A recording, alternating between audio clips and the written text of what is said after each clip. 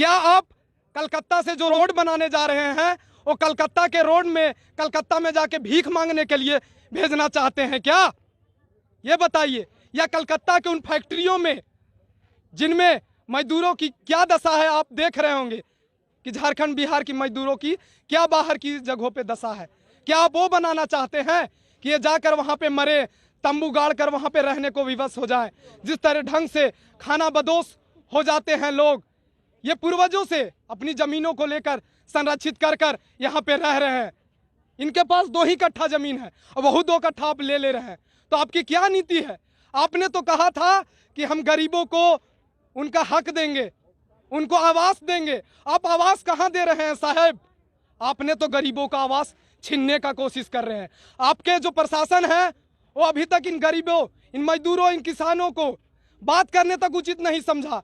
हमने 2-3 बार जिला प्रशासन को चिट्ठियां दी, कई बार धरना प्रदर्शन किए। इसके पहले एक बार रैली का आयोजन किया गया था, लेकिन इतने होते हुए भी जिला प्रशासन की कान में रूह तक नहीं जागी और उन्होंने जनप्रतिनिधियों से या गरीब किसानों से बात करने लायक तक नहीं समझा।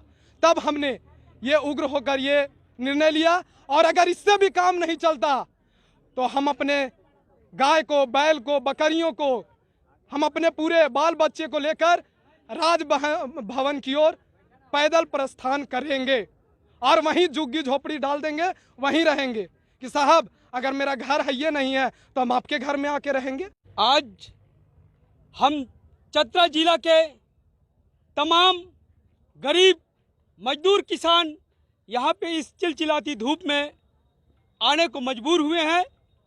इसके पीछे जो हमारी मकसद है कि सरकार की विनाशकारी विकास योजना जो कि हमारी ज़मीन से होकर गुजर रहा है और सरकार हमारी बातों को अनसुना करते हुए अपने मनमाने ढंग से हमारे ज़मीन को छीनने का काम कर रहा है।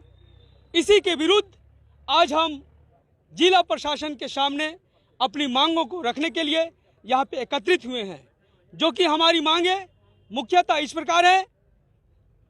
जितने भी हमारे गैर मजूरवा निवासी हैं उन्हें खतियानी निवासी का दर्जा दिया जाए।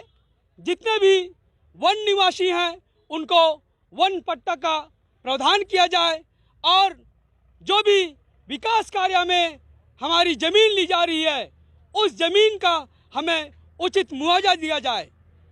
अगर गांव के बगल में पड़ती ज़मीन बंजर भूमि पड़ी हुई है जहां से इस रास्ता को गुजारने का विकल्प मौजूद है तो उस विकल्प को चयनित किया जाए और अगर ऐसा नहीं है तो हमें ज़मीन के बदले में ज़मीन दिया जाए और वो भी नहीं तो हमें इतनी मुआवजा दिया जाए कि हम अपनी जगह पे कहीं पे व्यवस्थित हो सकें और पहले हमें सरकार पुनर्वास करे, उसके बाद हम अपनी ज़मीन देंगे। इन्हीं सब मांगों को लेके आज हम इस चिलचिलाती धूप में यहाँ पे एकत्रित हुए हैं।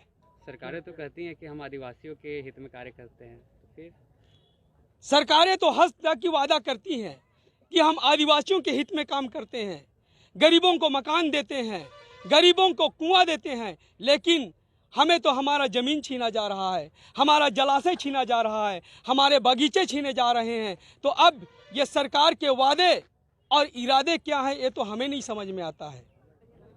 हम सरकार से यही निवेदन करते हैं कि जितना भी अभी चतरा जिला में पब्लिक गरीब जो उठा के फेंक रहे हैं उनको सबसे पहले जमीन दे रहने के लिए। सरकार तो कहता है गरीब को हम घर दे रहे हैं, मकान दे रहे हैं, सब कुछ दे रहा है, पर कहाँ सरकार दे रहा है? हम लोग को तो सबसे पहले यहाँ से खदेड़ के भगा दे रहा है। हम लोग को सबसे उससे अच्छा तो मरने के लिए छोड़ दे रहा है। सरकार हम लोग को कहाँ दे रहा है सब कुछ?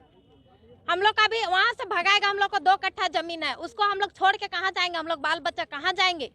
हम लोग को सबसे पहले रहने का व्यवस्था देगा, उसके बाद वहाँ पे रहने उसको बनने देंगे।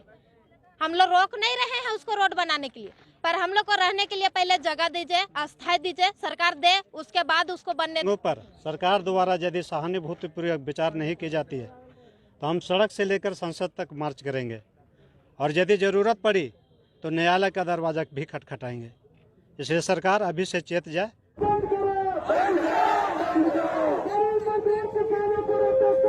करना बंद करो।